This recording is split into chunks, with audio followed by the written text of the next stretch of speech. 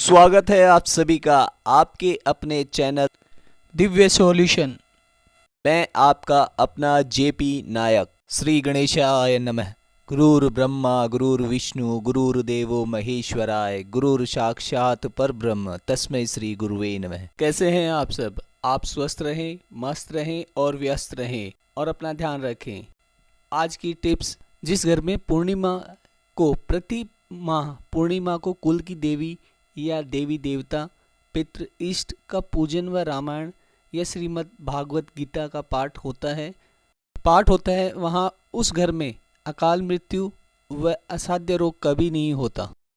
जिस घर में रामायण या भगवत गीता रखी हो, उसका आदर सम्मान होता हो, उसे पढ़ा व सुना जाता हो, व सम्मान व आदर भाव रखा जाता हो जिसके प्रति, उस घर में भूत पिशाच, जिन, प्रेत, बाधा, रोग, कष्ट, पीड़ा आदि कभी नहीं होती। आज हम जिस विषय में चर्चा करने जा रहे हैं उसमें आप अपना विवेक, अपना ज्ञान अनुभव करेंगे। आप खुद स्वयं महसूस करें कि ये सही है या गलत। ये आप अपने विवेक पर निर्भर करें और अनुभव करें।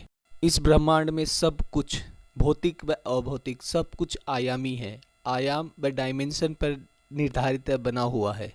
समस्त सृष्टियों में रचने वाले सृष्टा हर एक तत्व, हर एक मॉलिक्यूल को आयाम से निर्धारित किया है, डायमेंशन से ही बनाया गया है। पूर्व हमारे सत्य सनातन धर्म संस्कृति के अनुसार आयाम 64 होते हैं, लेकिन हम 11 आयाम पे बात करेंगे, यानी 11 डायमेंशन, शून्य से लेकर 11 आयाम तक चर्चा करेंगे।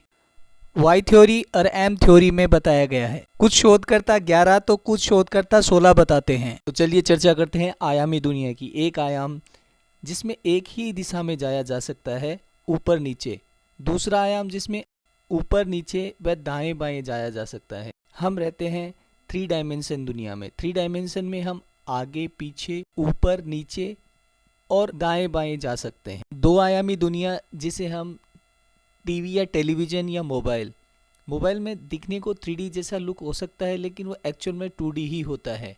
हम जिस दुनिया में रहते हैं वह 3 आयामी दुनिया है, यानी 3 डायमेंशन में है। आगे पीछे, ऊपर नीचे, दाएं बाएं और मूवमेंट करते हैं। सब कुछ इस आयाम में, सब कुछ 3 डायमेंशन में रचा गया है। चौथा आयाम है समय।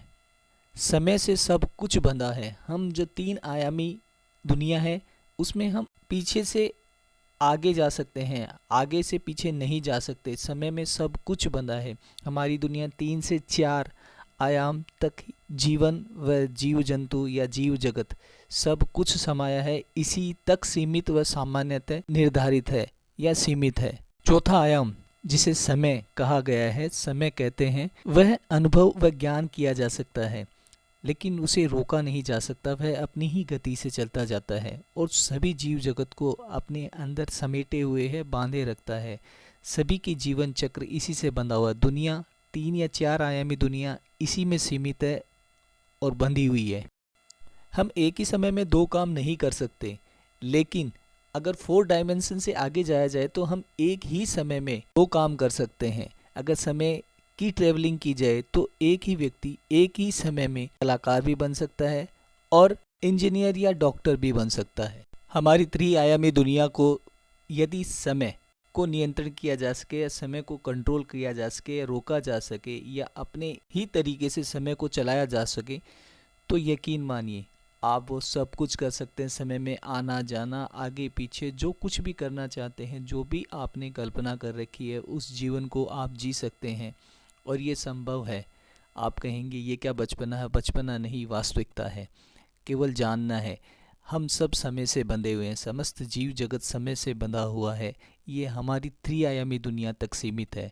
चौथे आयाम जो समय है, उसको अगर हम जान लें, उसको हम पढ़ लें, उसके अनुसार करें तो हम सब कुछ कर सकते हैं। एक ही समय में बहुत कुछ किया जा सकता है। हमारी भौतिक साइंस ने बहुत तरक्की या बहुत विकास या बहुत डेवलपमेंट किया है, लेकिन कितना भी विकास कर ले, ये 3 आयाम से आगे जा ही नहीं सकते। यानी समय से परे जाना, इस भौतिक साइंस के समय हो चला है दिव्य प्रयोग का। कागज और पेन उठा लीजिए। आज दिनांक है 24 फरवरी 2023, वार है शुक्रवार और दिव्य अक्षर है उ। ऊ से ऊर्जा, ऊर्जावान। और दिव्य अंक है 606। करिए इस दिव्य प्रयोग को और मैनेज कीजिए अपनी समस्त एनर्जी को और करिए अपने आप को सफल। सीमा से बाहर है, इस चौथे आयाम से परे अगर जाना है, इन सभी आयामों या डायमेंशन को जानना है तो हमें वैदिक सनातन धर्म संस्कृति को जानना होगा। हमारे वेदों, पुराणों व वैदिक धर्म के अध्ययन के बारे में, इस शोध के बारे में हमें विस्तृत जानना होगा, क्योंकि 64 आयामों के बारे में विस्तृत विश्लेषण किया जा चुका है। जब आज का साइंस केवल 10 आयामों की ही परिकल्पना कर सका है, वह मानता है कि ईश्वर व परम सत्ता है, उसे मानना ही पड़ा। सामान्य दृष्टि से देखा जाए तो ये कल्पना मात्र हो सकता है, किंतु ये सनातन वैदिक धर्म और जीवन व संस्कारों को जीने वालों के लिए पूर्ण सही व सत्य है। कई दिव्य पुरुषों व ज्ञानी जनों व सिद्ध व तपस्वी योगी सन्यासियों मनुष्यों ने ये सिद्ध किया है कि समय के आगे जाया जा सकता है, इन आयामों को जाना जा सकता है, इनका अध्ययन किया जा सकता है, इन्हें जाना जा सकता है, इन पर सिद्धियाँ प्राप्त की जा सकती। ये हमारी 4 डायमेंशन आयामी दुनिया से परे है, आयामी संसार के बारे में बताया गया है, शोध किया जा रहा है। जीवन अन्य आयाम ग्रहों पर है या नहीं, ये नकारा नहीं जा सकता। सनातन की इस आयामी दुनिया को लोक बताए गए हैं हमारे। एक योजन में 12 किलोमीटर होते हैं। इनकी डिस्टेंस, दूरी का एक पैमाना बनाया गया है। ऑब्जेक्ट यदि प्रकाश की गति से चले या प्रकाश की गति से मूवमेंट करे तो समय रुका हुआ सा महसूस होगा। समय एक उस व्यक्ति को या उस जीव को समय असीमित लगेगा। बहुत अद्भुत होगा ये, क्योंकि समय से तेज होगा वो, और समय से तेज होगा तो समय रुका हुआ सा महसूस होगा, अनुभव होगा। इन सब को भली भांति जानना है तो अपने आप को जानिए, अपने सनातन धर्म संस्कृति और आध्यात्म की तरफ बढ़िए। यही पराविज्ञान है। भौतिक साइंस इन चीज़ों से परे नहीं जा सकता, इन पर अपनी विजय हासिल नहीं कर सकता। आप इन आयामों को जानना चाहते हैं तो सबसे पहले प्राण आयाम यानी अपने प्राणों के आयाम को जानिए। व्यायाम यानी आयाम अपने आप को मजबूत व शक्तिशाली व दिव्य बनाइए और विकसित कीजिए अपने आप को। फिर ये सब कुछ जानने लग जाएंगे। कहते हैं प्रकाश की गति से कोई भी आगे चले तो समय को रोक सकते हैं। समय उनके लिए बहुत अद्भुत हो सकता है, असीमित हो सकता है। ये सब आप मन की गति से कर सकते हैं। मन की गति प्रकाश की मल्टी टाइम्स हो सकती है। ये इसीलिए हमारे धर्म संस्कृति, हमारी वैदिक धर्म संस्कृति में अपने आप को जानना ईश्वर को जानने के बराबर था। यानी नर में ही नारायण है। अपने आप को विकसित करना, अपनी ऊर्जाओं को पूरी तरीके से नियंत्रित करना, विकसित करना, आप अपने आप में अद्भुत व सिद्ध बन जाते थे और बन जाते हैं और बन सकते हैं। ये अपने आप को जानना, अपने आप पर इन्वेस्ट करना है। हम सभी के लिए सबसे महत्वपूर्ण आयाम है प्राण का आयाम यानी प्राणायाम। व्यायाम यानी अपने आप को जानना, अपने आप को विकसित करना। हमारे सनातन धर्म संस्कृति और वैदिक संस्कृति को जीने वाले व मानने वालों ने पहले ही शोध व अध्ययन करके सिद्ध कर दिया कि परम तत्व, लोक, परलोक और ज्ञान, विज्ञान व अध्ययन व शोध क्या है क्या नहीं। संसार में रहते हैं, जिस लोक में रहते हैं उसे भूलोक कहते हैं। इससे ऊपर भूवरलोक, स्वर्गलोक, महरलोक, जनकलोक व तपलोक व सत्यलोक है। और हम जिस संसार में रहते हैं उससे नीचे यानी भूलोक से नीचे अताल, विताल, सुताल, तलताल, महाताल, रसाताल या रसताल या पाताल। भूलोक में मानव जगत व जीव जंतु रहते हैं और भूवरलोक में मृत्यु के बाद आत्मा वास करती है, जिसे पितृलोक भी कहा जाता है। स्वर्गलोक में देवता व देवी वास करते हैं। हमारे वैदिक धर्म संस्कृति व सनातन धर्म संस्कृति व वेद व पुराण में को जीने वाले व जीवन जीने वाले योगी, तपस्वी, मनस्वी व योगियों ने ये हजारों साल पहले ही जान लिया था, इसको अनुभव कर लिया था, अध्ययन कर लिया था, इसका शोध कर लिया था और सब कुछ जानने के बाद इस पर सिद्ध हो गए थे, पूर्णतः सिद्ध हो गए थे। इसीलिए आज भी सभी धर्म संस्कृतियां नष्ट हो गई, लेकिन सनातन वैदिक धर्म संस्कृति पूर्णतः विकसित और फल फूल रही है और फल फूलेगी भी, क्योंकि मोक्ष का ज्ञान व अध्ययन व शोध केवल इसी सनातन धर्म संस्कृति में है और अन्य संस्कृति में है ही नहीं। उन्हें सब कुछ अधूरा व अव्यवस्थित लगता है, सुव्यवस्थित नहीं। ये सब कुछ सनातन धर्म संस्कृति व वैदिक संस्कृति से जाना जा सकता है। हमारे वेद पुराणों में ये सब कुछ शोध किया जा चुका है और ये बताया जा चुका है। सभी आयामों व सभी क्षेत्रों में महारत हासिल की जा चुकी है। वो धर्म संस्कृति वह सनातन धर्म व वैदिक संस्कृति ही है जिसे पूर्णतः जाना व शोधा जा चुका है, शोध किया जा चुका है, अध्ययन किया जा चुका है। हम 1 से लेकर 4 तक आयाम की चर्चा कर चुके हैं। इससे आगे का आयाम है 5वां आयाम, जिसे ब्रह्म आयाम कहते हैं, यानी समय से परे। ब्रह्मा इस आयाम में एक ही ब्रह्मा वास नहीं करते, बल्कि कई ब्रह्मा, कई पैरेलल पर ब्रह्मांड इसमें वास करते हैं, अपने अपनी सृष्टियों को क्रिएट करते हैं, उसके सृष्टा बनकर रच रहे हैं, बना रहे हैं। सभी ब्रह्मा इसी आयाम में जन्म लेते हैं और मृत्यु को प्राप्त करते हैं। ब्रह्मा एक पृथक ब्रह्मांड बनाता है, रचता है और उसका सृजन करता है। दिव्य व कॉस्मिक एनर्जी, भौतिक व अभौतिक ऊर्जा, जिसमें हमारी 3 आयामी व 4थी आयामी आयाम की ब्रह्मांड की रचना इसी ही 5वें आयाम में उत्पन्न होती है, वह जन्म लेती है, वह बनाया जाता है। 5वें आयाम का मतलब एक ऐसा आयाम जिसमें हम एक ब्रह्मांड से दूसरे ब्रह्मांड में जा सके, कुछ रच सके, आगे पीछे का मूवमेंट कर सके, तो 5th डायमेंशन या 5वें आयाम शोध या अध्ययन किया जा सकता है या जाना जा सकता है। 5th आयाम यानी 5वें आयाम में मल्टीपल यूनिवर्स बनती है। वह टाइम भी भिन्न होता है, बिल्कुल पृथक गणना होती है। 5वां आयाम जिसे कहा जाता है वह चारों आयामों से भिन्न है, उसकी समय की गणना भिन्न है और सामान्य पहुंच से परे है। इससे आगे है 6ठा आयाम, 6th डायमेंशन, यानी 6ठा आयाम। इसमें वास व निवास करते हैं भगवान श्री नारायण, श्री महाविष्णु, श्री महानारायण के 3 रूप व 3 भाग हैं। वह कशिरोध कश्य विष्णु श्री नारायण, महाविष्णु नारायण, करबोध कश्य विष्णु नारायण, महाविष्णु नारायण इसमें तत्व ऊर्जा का निर्माण व पोषण करते हैं। इन सभी 5 आयामों का निर्माण होता है, वह महातत्व कहलाता है। इसका पोषण व निर्माण करते हैं श्री नारायण महाविष्णु। और दूसरे पे है करबोध कश्य विष्णु नारायण, प्रत्येक ब्रह्मांड का निर्माण करने व पालन करने में सहायक व कर्म व गति सब कुछ प्रदान करने में इन्हीं सभी ब्रह्मा को जन्म इसी ही करबोध कश्य विष्णु नारायण के द्वारा हो से ही समस्त ब्रह्मा का जन्म होता है। तीसरे हैं कशिरोध कश्य विष्णु श्री नारायण, जो हमारे 3D यानी 3 आयामी और 4 आयामी दुनिया या आयाम के प्रत्येक तत्व कण कण में विद्यमान है। जब भी हम ध्यान व योग व साधना करते हैं तब इसी कशिरोध कश्य विष्णु श्री नारायण को अनुभव करते हैं, महसूस करते हैं हम लोग। इसीलिए श्री नारायण के रूप श्री कृष्णा की अद्भुत लीलाएं आज तक ये लोग या ये 3 आयामी दुनिया या 4 आयामी दुनिया भूल नहीं पाई है, न भूलेगी। उनके समस्त कर्म, उनकी क्रियाएं, उनकी समस्त 16 कलाएं नहीं भूली जा सकती। वह अद्भुत है, अलौकिक है। जब भी कोई जीव ध्यान योग साधना करता है तो हम सभी कशिरोध कश्य श्री नारायण का अनुभव करते हैं, उन्हें महसूस करते हैं।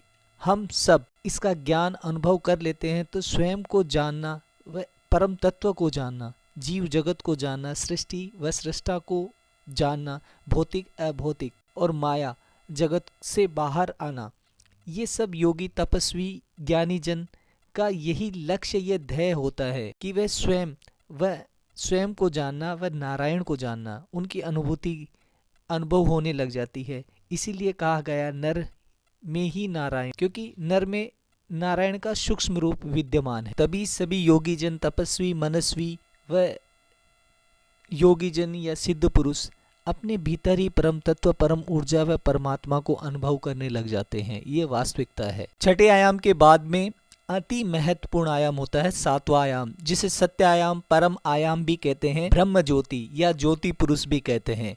आकाशीय त्रिकोणीय दिव्य योगी व दिव्य पुरुष जब तप योगी जब गहन साधना में लीन हो जाते हैं, जप में या तप या योग में लीन हो जाते हैं, इसी प्रकार का अनुभव व अनुभूति होने लग जाती है। वह उस सिद्ध समय को पूर्णतः सिद्ध कर लेते, समय से परे हो जाते हैं। इस 7वें आयाम अनंत ज्ञान व दिव्यता को अनुभव करने लग जाता है और दिव्यता आ जाती है। परम दिव्य शक्तियाँ पाने से, ये अनुभव मात्र से है मानव दिव्यता से व शक्तियों से, सिद्धियों से देवताओं की श्रेणी में आ जाता है। दिव्य व सिद्ध योगी व तपस्वी व ज्योति पुरुष के लिए कुछ भी, चाहे वह भौतिक हो या अभौतिक, कुछ भी पाना सामान्य सी बात हो जाती है। परम तत्व दिव्य व प्रकाश आ जाता है, दिव्यता आभा आ जाती है। देवताओं के लिए भी जो दुर्लभ है उसके लिए सुगम व सरल हो जाता है। महाज्ञानी परम दिव्य ज्योति पुरुष बन जाता है, तत्व को पाने में समर्थ हो जाता है, अधिपति बन जाता है स्वयं का और परम तत्व को जानने का, ज्ञान की दृष्टि का चरम बिंदु पर पहुंच जाता है वो। इसके बाद जो आयाम स्टार्ट होता है वह 8वां आयाम है, अति विशिष्ट अति विशेष आयाम है। इसे सत्य व मोक्ष का आयाम भी कहते हैं।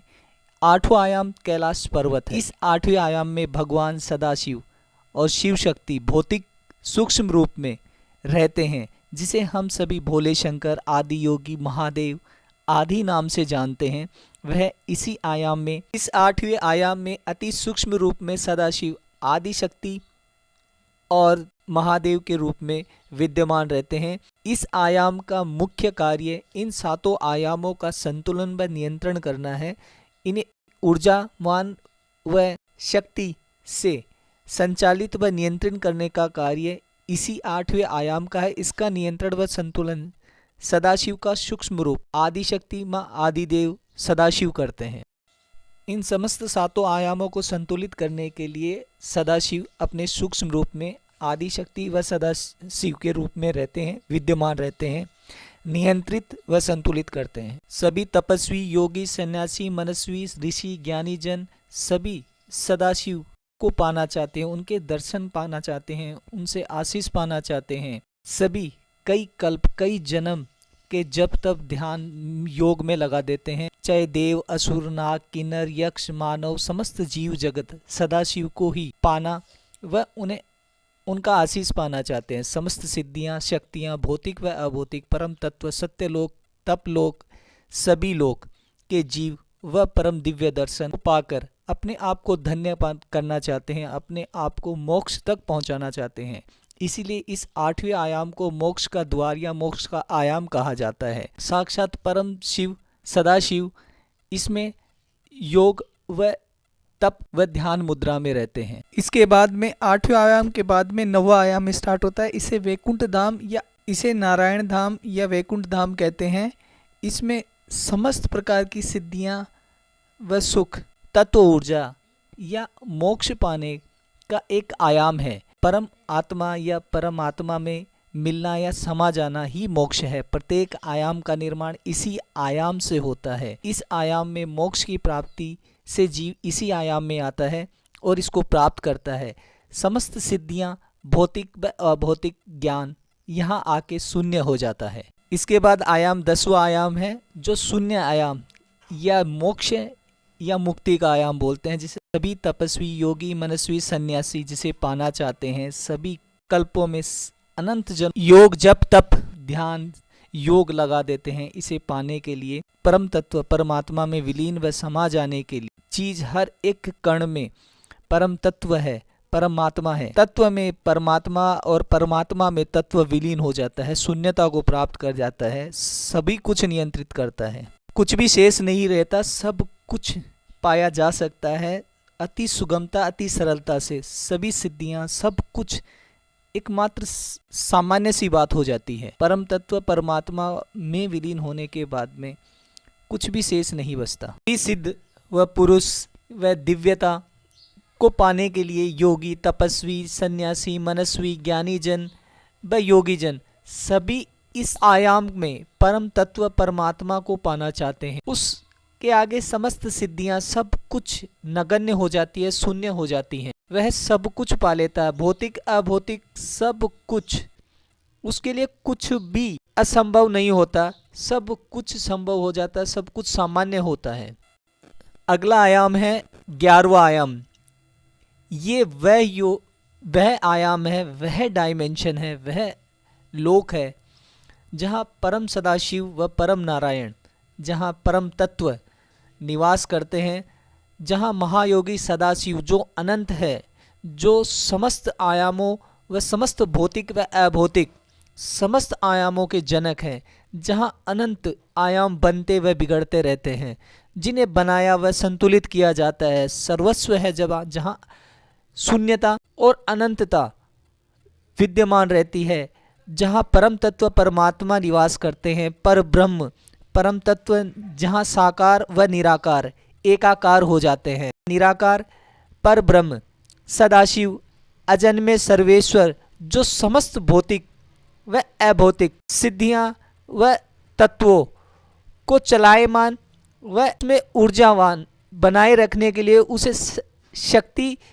व चलायमान रखने के लिए जो गति प्रदान करते हैं, जो शक्ति प्रदान करते हैं, वह सब कुछ निहित होता है। इन समस्त आयामों को नियंत्रित करने के लिए, वह उत्पन्न करने के लिए, जन्म देने के लिए या बनाने के लिए, सृजन करने के लिए, सब कुछ इस आयाम से नियंत्रित व संतुलित किया जाता है। पर ब्रह्म सर्वेश्वर श्री नारायण सदाशिव यहीं निवास करते हैं, यहीं वास और परम दिव्यता को लिए हुए सब पर अपनी कृपा दृष्टि व दया दृष्टि बनाए रख। वह अनंत समस्त ब्रह्मांड समस्त चराचर जगत पर अपनी कृपा दृष्टि व आशीष बनाए रखे हुए, वह उन्हें ऊर्जित व उन्हें ऊर्जावान बनाकर उन्हें चलायमान व गतिमान रखने के लिए सृजन करते रहते हैं। वह साकार व निराकार व एकाकार होते हुए समस्त चराचर जगत में व्याप्त व विद्यमान होते हैं और समस्त लीलाओं व समस्त कर्मों में अकर्ता बन के, कर्ता बन के भी अकर्ता बने हुए रहते हैं। यह टॉपिक आपको कैसा लगा बताएं। राधे राधे, जय श्री राधे कृष्णा। मैंने पूरा प्रयास किया है अधिक से अधिक बताने के लिए। ये चैनल आपका अपना है, इसे लाइक करें, शेयर करें, सब्सक्राइब करें। मैं आपका अपना JP नायक। जय क्लिंग जी, जय श्री राधे कृष्णा।